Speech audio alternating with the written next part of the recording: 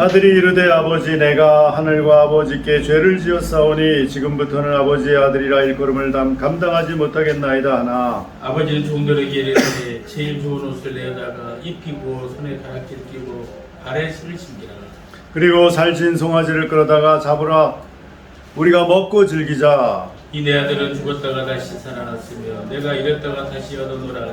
그들이 즐거워하더라. 아들은 밭에 있다가 돌아와 집에 가까이 왔을 때 풍악과 춤추는 소리를 듣고 한 종을 불러 이 무슨 일인가 물었는데 대답하되 당신의 동생이 돌아왔음에 당신의 아버지가 건강한 그를 다시 맞아들이게 됨으로 인하여 살찐 송아지를 잡았나이다 하니 그가 노예 들어가고자 하지 아니하거늘 아버지가 나와서 보란데 아버지께 대답하여 이르되 내가 여로의 아버지를 섬겨 명을 어김이었거늘 내게는 염소 새끼라도 주어 나와 내 벗으로 즐기게 하신 일이 없더니 아버지의 살림을 청년들과 함께 삼켜버리게 아들이 돌아오며 이를 위하여 살찐 송아지를 잡으셨나이다. 아버지가 이르되 예 너는 항상 나와 함께 있으니 내 것이 다 내 것이로되 같이 읽겠습니다. 이 내 동생은 죽었다가 살아났으며 내가 잃었다가 얻었기로 우리가 즐거워하고 기뻐하는 것이 마땅하다 하니라. 아멘. 네, 이 말씀은 탕자의 비유 너무나 우리가 잘 아는 말씀입니다. 오늘 우리는 이 앵커미션의 모임, 기도 모임으로 북한 선교와 특히 북한 난민들 선교를 위해 기도하러 모였습니다. 우리가 난민이라고 하면 사전에 이렇게 나와 있습니다. 극도의 빈곤, 기근, 자연재해, 박해, 전쟁, 테러를 피해 다른 나라로 망명한 사람. 다시 한번 극도의 빈곤, 기근, 자연재해, 박해, 전쟁, 테러를 피해 다른 나라로 망명한 사람이 난민입니다. 우리는 바로 이런 사람들을 위해 오늘 기도하기 위해 모였습니다. 그런데 어떤 난민이냐면 북한 땅에서 살다가 바로 이러한 빈곤과 기근과 재해와 정치적인, 종교적인 그런 박해 때문에 또 전쟁과 테러를 피해 북한 이외의 다른 나라로 망명한 사람들, 북한 난민들이 바로 그 사람들입니다. 여러분, 이 북한 난민에 속하는 사람들이 누구인지 여러분 다 아시죠? 지금 1994년부터 2022년까지 작년까지 북한을 이탈해서 우리 대한민국으로 남한으로 온 사람들이 3만 3천 명이라고 합니다. 그 중에서 현재 한국에 거주하고 있는 사람들은 2만 7천 명가량 된다고 합니다.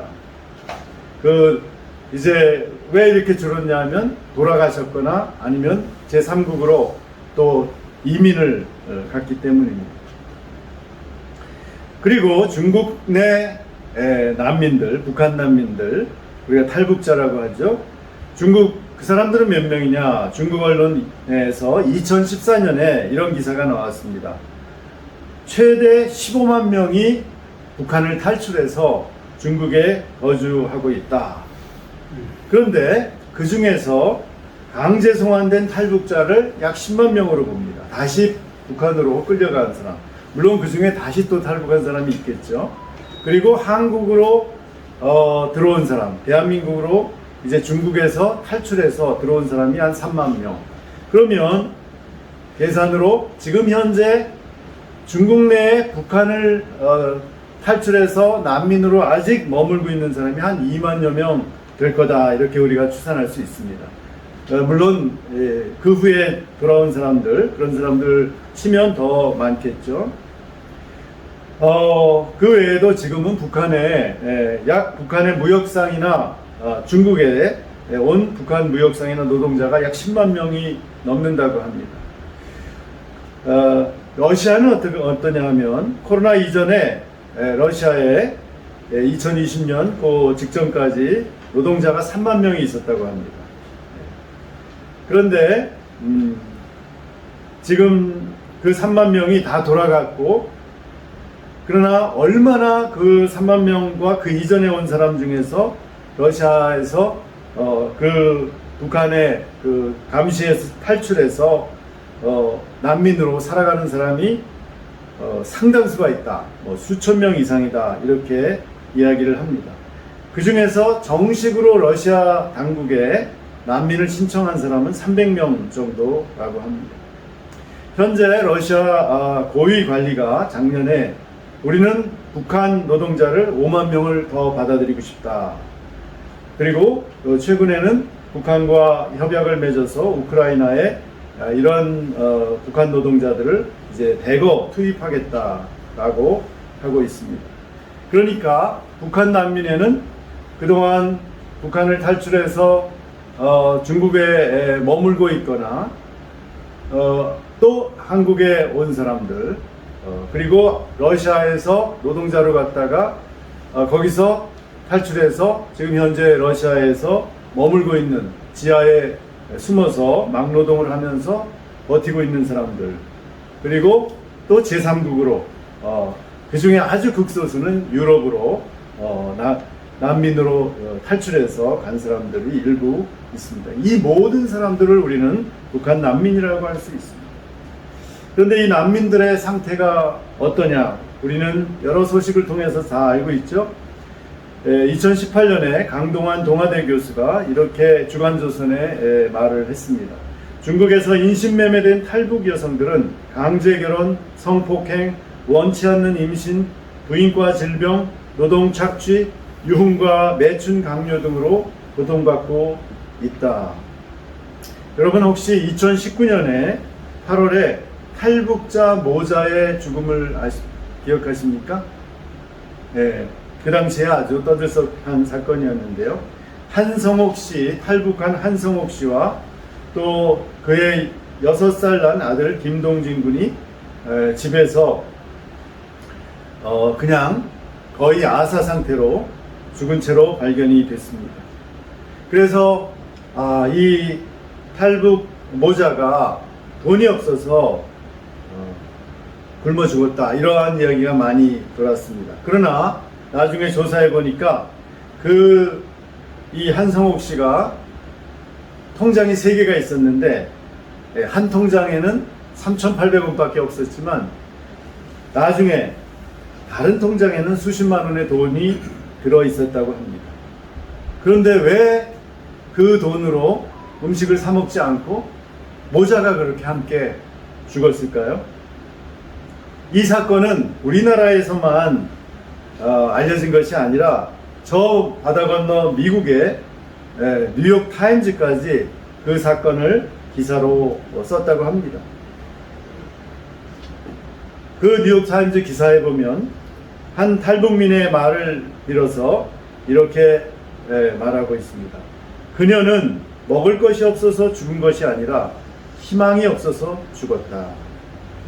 그녀의 그 중국인 남편이 거제도에 가서 이렇게 일을 하다가 그 당시 조선업의 그 상태가 안 좋아가지고 다시 중국으로 돌아가고 거기서 난 그 사람과의 사이에서 난 6살짜리 아들과 이 한성옥 씨 두 사람이 살다가 결국은 내가 이 세상을 대한민국에서 어떻게 살아야 할지 모르겠다는 그런 절망감에 사로잡혀서 결국은 죽었다고 볼 수가 있습니다. 지금 얘기한 이러한 예들은 정말 이 탈북 난민들이 겪고 있는 그 많은 고통 중에 아주 일면을 우리가 본 것에 불과합니다. 도대체 우리 민족이 말이죠, 지금 8천만입니다. 전 세계에. 남한에 5천만이 있죠. 지금 50만, 100. 그 다음에 북한에 2,500만이 있다고 합니다. 그럼 7,500만이죠. 전 세계에 우리 한국인들 디아스포라들이 500만입니다. 그럼 우리는 8천만 민족이에요. 8천만 민족. 그런데 이 8천만 민족이 여전히 이렇게 극과 극에 대립을 하면서 다 이렇게 지금 남한, 북한, 중국, 러시아, 그리고 다른 세계 적어도 4나라 이상 이렇게 갈라져서 본의 아니게 자기가 원해서가 아니라 할 수 없이 살기 위해서 흩어져 살고 있습니다. 우리가 지금 세계에서 말이죠, 이렇게 분단되어서 고통을 받고 있는 나라는 전부 아프리카에 있습니다. 지금 예멘이 이렇게 원래 갈렸다가 통일됐는데 다시 갈라져서 지금 게릴라들하고 싸우고 있죠. 반군하고. 그 다음에 수단이 북쪽에 그 이슬람 정부하고 남쪽에 이제 기독교인들 또 이 자연 종교를 믿는 사람들 갈라져 가지고 싸우다가 수십 년 동안 학살하고 싸우다가 남수단으로 갈라졌죠. 그러니까 완전히 분단된 거죠. 다른 나라로. 그 다음에 저 콩고에 가면 또 나라가 갈라져서 서로 게릴라 싸움을 하다가 아예 나라가 지금 갈라져 있습니다. 전부 정말 이 사회적 경제적 수준이 너무너무 열악한 나라들만 이렇게 분단되어서 싸우고 있어요. 그런데 이 대한민국, 지금 대한민국이 이번에 우리가 로켓을 쐈죠? 누리호. 그게 몇 번째인지 아십니까? 7. 세계에서 10,000톤짜리 이상 그 로켓을 추진 발사체를 스스로 만드는 나라는 우리 앞에 6나라밖에 없다는 겁니다.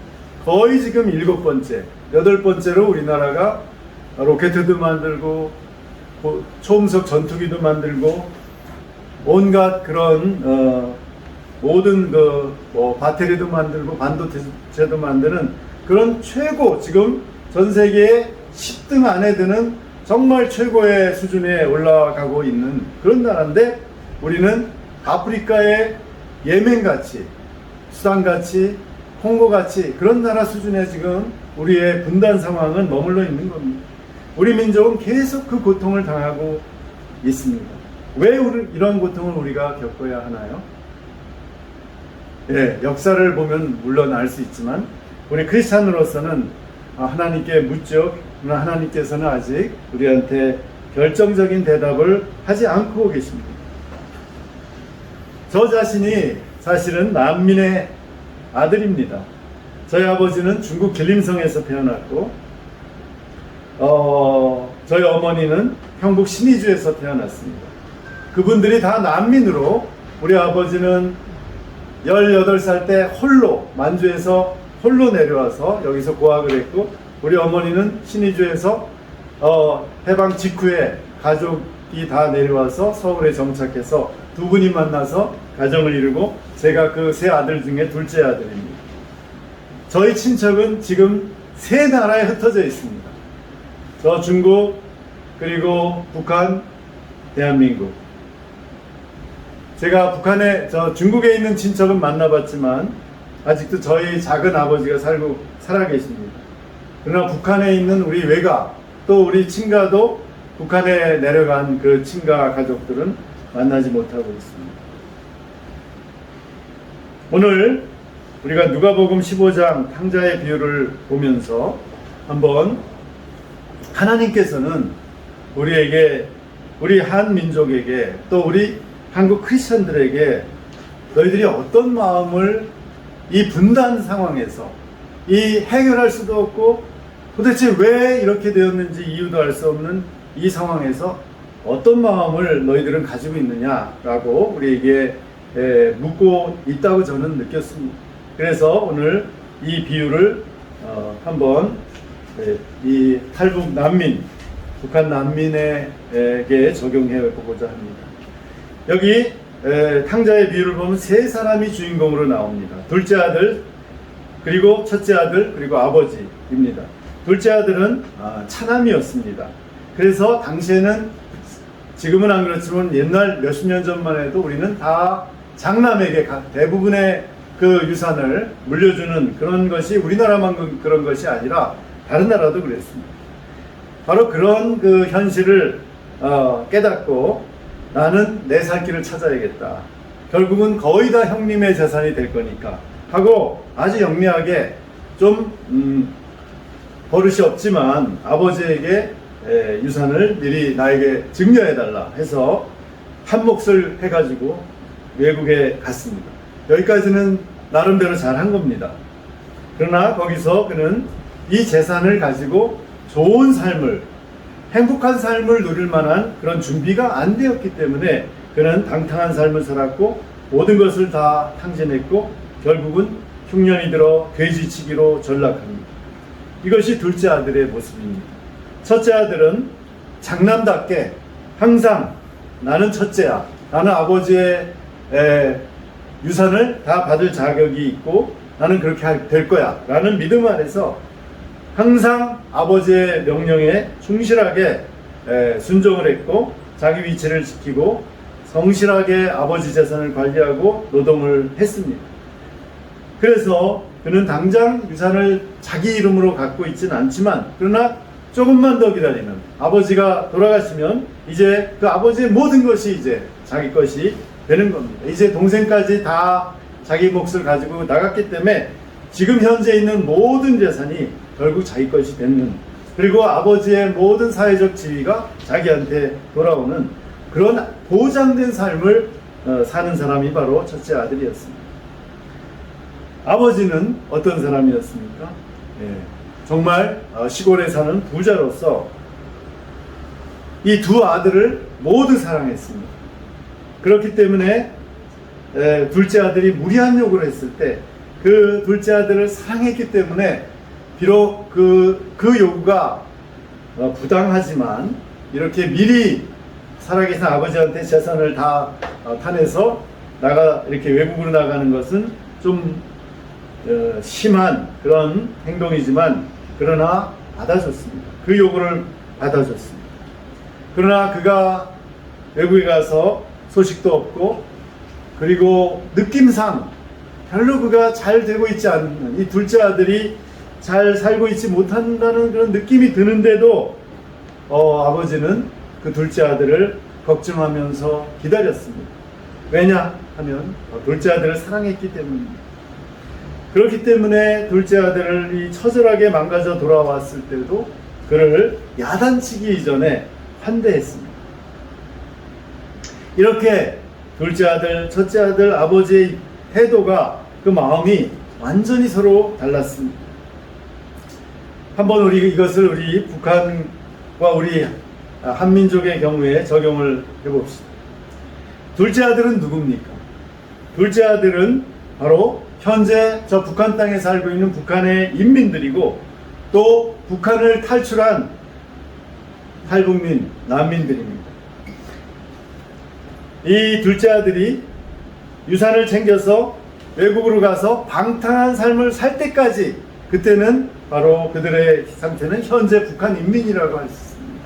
그래도 자기의 영역이 있는 거죠. 그리고 자기들의 그 국가가 있고 체제가 있고 거기에서 그들은 이념을 가지고 자기네 주체 사상을 가지고 그래도 불만이지만 거기에 안주해서 살고 있습니다. 그러나 이제 완전히 모든 재산을 다 잃어버리고 도저히 살 수 없어서 다시 돌아온 탕자는 누구냐면 바로 북한 난민입니다. 도저히 북한에서는 이제 더 이상 살 수가 없기 때문에 그들은 정든 고향과 정말 어릴 적부터 정말 자기들의 하나님 아버지라고 믿고 있는 비밀성 그 체제를 버리고 떠나온 겁니다. 바로 그들은 돌아온 탕자들입니다. 이제 북한을 포기하고 다른 나라에서 삶을 영위하고자 돌아온 바로 난민들입니다. 두 번째로 큰아들은 누굽니까? 자기의 그 위치와 중심을 잘 지켜서 이 미국의 보호 아래서 자유민주주의 이 체제를 유지하고 6.25 전쟁도 결국은 살아남고 열심히 그 잿더미에서 일한 결과 지금 세계 10위권의 강대국이 된 바로 남한 국민들이 바로 큰아들입니다. 지금 2022년에 북한의 GDP 1년 총 경제 생산이 36조라고 합니다. 대한민국은 얼마예요? 2072조 원입니다. 북한이 그럼 남한보다 경제가 얼마나 그 차이가 있느냐? 남한의 1.7%입니다. 50분의 1이 안 됩니다. 1.7%예요. 북한이 2,500만, 인구는 절반인데 경제 생산에는 경제 총량이 남한의 1.7%예요. 상상이 가십니까? 1.7%예요. 그렇게 못 살고 있습니다. 1인당 GNI라고 해서 1인당 국민 그 소득은 남한이 북한의 28배입니다. 북한이 원자탄을 만들고 미사일을 계속 쏘지만 2019년 북한의 군사비는 43억 달러, 5조 7천억 원입니다. 그럼 우리 대한민국은 얼마냐고요? 439억 달러, 55조가 아니라 57조입니다. 그러니까 군사비는 북한의 10배를 쓰고 있습니다. 북한이 총 하나 만들면 우리 총 10개를 만들고 대포 하나 만들면 대포 10개를 만듭니다. 비록 우리는 미국이 허락 안 하기 때문에 핵을 만들 수 있는 능력은 있지만 핵을 만들지 못하고 있고 않기로 했지요. 그것만 빼면은 우리는 북한을 그냥 한번 전쟁이 나면 북한을 그냥 한 달도 안 돼서 끝장을 낼 수가 있습니다. 거기다 미군이 같이 이 전쟁에 참여했기 때문에 북한은 원자 핵만 빼면 아무것도 아닙니다. 물론 그들이 원자탄을 쏘면 미국의 반격을 받고 결국은 이 남북한 전체가 초토화되는 거죠. 그런데 남한 국민이 볼 때는 이러한 엄청나고 압도적인 부와 이 사회체제와 과학기술 능력을 가진 이 남한 사람들이 볼 때는 북한 사람들이 어떻습니까? 진짜 말도 안 되는, 그렇게 가난한데 맨날 원자탄 만들고 미사일 쏘고 이 김일성 3대 세습체제의 사회주의라고 하면서 그 3대 세습체제에 굴종을 하고 있는 이 북한의 2,500만 명을 볼 때 정말로 한심합니다. 그리고 우리가 이 주위에서 만나는 이 탈북민들을 볼 때, 특히 남자들을 볼 때 그들은 공짜를 좋아합니다. 그냥 어디서 도움 얻기, 그냥 일 안 하고 돈을 받기를 좋아합니다. 우리 정부가 그들이 오면 다 집 하나를 주지 않습니까? 물론 임대주택이지만 거기서부터 시작을 해서 거저 다 그냥 공짜로 일 안 하고 받고 싶어 합니다. 또 그들이 약속을 잘 지키느냐고? 아니에요. 갑자기 약속을 했다가 사라져버립니다. 어느 날 사라지고. 속이기를 잘합니다. 또 말을 함부로 하고 억지를 쓰고 매우 거칩니다. 예, 그 정도로 우리가 그분들을 다루기가 힘듭니다. 그게 현실입니다. 저 북한에 이제 있는 2,500만 명은 어떻고요? 예, 만만치 않습니다. 저 러시아에 그럼 탈출한 난민들은 어떨까요? 예, 처음에는 그들이 도움이 필요하기 때문에 말을 잘 들을 겁니다. 그러나 일단 안전한 상태로 오면 그들도 역시 똑같이 공짜를 바라고 약속을 안 지키고 뒤통수 치고 말 함부로 하고 억지 쓰고 거친 그런 본색을 드러낼 것입니다. 그 사람들을 우리가 어떻게 감당할 수 있습니까? 아버지, 마지막으로 아버지를 보겠습니다. 아버지는 바로 하나님이라는 거 우리가 다 알고 있죠. 그런데 그 하나님은 남한과 북한의 사람들을, 또 중국과 러시아에 있는 그 북한 난민들을 다 사랑하시는 분입니다. 아버지가, 이 비유에 나오는 아버지가 첫째 아들을 더 사랑했을까요? 둘째 아들을 더 사랑했을까요? 우리가 착각하기 쉬운 게 둘째 아들을 더 사랑했다. 아닐 겁니다. 네. 둘째 아들이 불쌍해서 그를 맞이한 거죠. 성경에 보면은 말이죠, 아버지의 마음을 가장 잘 표현하는 말이 20절에 보면 아버지가 그를 보고 측은히 여겨 라는 말이 나옵니다. 아버지의 마음은 정말 형편없는 아들, 다 망가지고 거의 죽을 뻔하다가 돌아온 그 정말 그 형편없는 아들, 망나니 아들이 측은한 겁니다. 왜냐? 사랑하기 때문에. 그렇다고 해서 큰아들을 사랑하지 않느냐? 그렇지 않습니다. 큰아들이야말로 내가 낳은 자식 중에서 가장 자랑스럽고 모범이 되고 정말 내 모든 것을 이제 그에게 넘겨줘도 아낌이 없는, 아깝지 않은 그런 모범생 아들입니다. 왜 그 아들을 사랑하지 않겠습니까?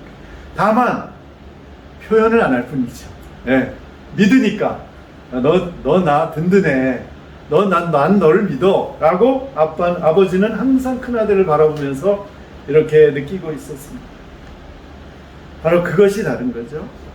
여기 큰아들의 마음은 어때요? 28절에 보면 그가 노하여 들어가고자 하지 아니하거늘. 큰아들의 마음은 아버지하고 다릅니다. 아버지는 그런 망나니 둘째 아들을 보고 측은히 여겼는데 똑같은 그 망나니를 보고 형은 노했습니다. 화가 납니다.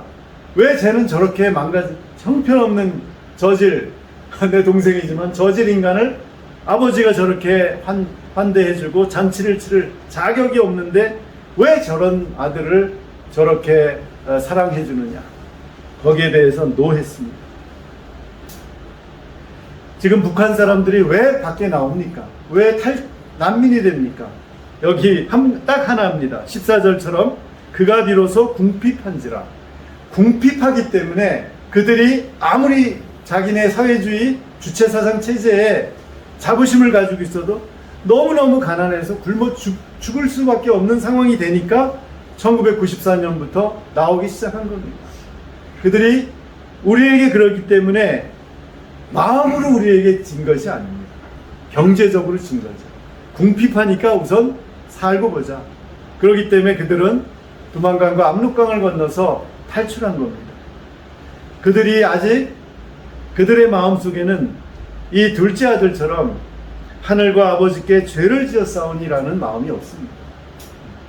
우리가 그렇기 때문에 그들은 우리에게 당장 돈을 궁핍에서 벗어나서 돈을 받고 편한 잠자리를 얻고 똑같은 권리를 받아서 자기들도 잘 살고 싶은 것 뿐입니다.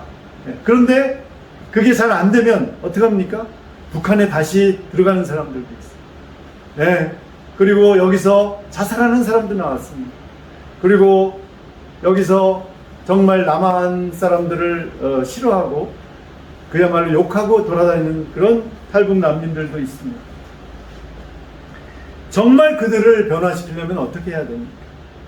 도대체 우리가 왜 그들을 이렇게 먼 나라까지 가서 러시아까지 가서 그들을 난민으로 탈출시키고 그들을 돌보려고 합니까? 첫째 아들의 마음으로 그들을 보면 우리는 결국은 조금 하다가 그만둘 수밖에 없습니다. 노할 수밖에 없습니다. 그들은 우리의 이 돌봄을 받을 자격이 없다는 결론을 내릴 수밖에 없습니다. 그러나 우리가 아버지의 마음을 가질 때 큰형의 마음, 노하는 마음, 분하는 마음이 아니라 내 뒤통수를 치고 속이고 뒤에 가서 나를 비난하는 도움을 받은 다음에 그런 그들을 볼 때 아버지처럼 그런 그들을 측은히 여기는, 그리고 아직 하늘과 아버지께 하나님께 죄를 지었으면서도 그것을 죄라고 생각지 않는 그들의 어리석음이 너무도 불쌍하고 측은해서 그들에게 한 번 속고 또 다시 한 번 속을 걸 각오하고 그들에게 다가가는, 바로 그것이 우리 앵커 미션이 가져야 할 마음이 아닌가. 아멘. 이것이 저는 아버지의 시선과 아버지의 마음으로 돌아온 북한의 탕자들, 북한 난민들을 반기고 바라보고 끝까지 돌고, 언제까지냐고요? 요번 세대만, 우리가 살아있을 때까지. 이제 여러분 살면 얼마나 사시겠습니까? 그 사는 만큼만 속아주고 당해주면서 아버지의 마음을 그들에게 주면 됩니다.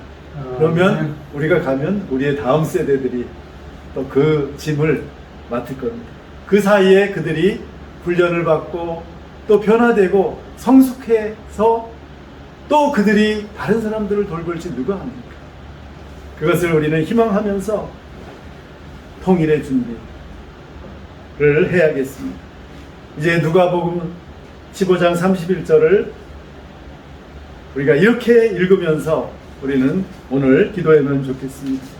아버지가 이르되 예 너 남한 시민아 남한의 그리스찬들아 너희는 항상 나와 함께 있으니 내 것이 다 내 것이로되 내 동생 북한 난민은 죽었다가 다시 살아났으며 내가 잃었다가 얻었기로 우리가 즐거워하고 기뻐하는 것이 마땅하니라.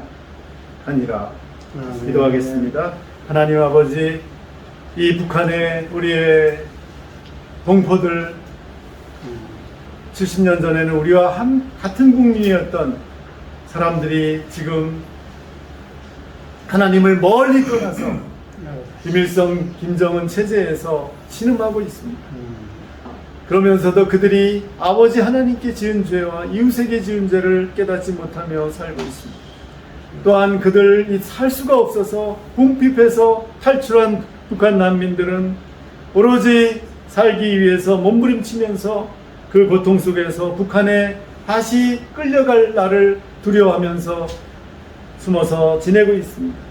어떻게 이들을 우리가 도와야 합니까? 주여 긍휼히 여겨주시고 우리의 모든 선교의 노력 이전에 아버지의 마음을 가질 수 있게 하여 주옵소서. 아멘. 예수님의 이름으로 기도합니다. 아멘. 아멘.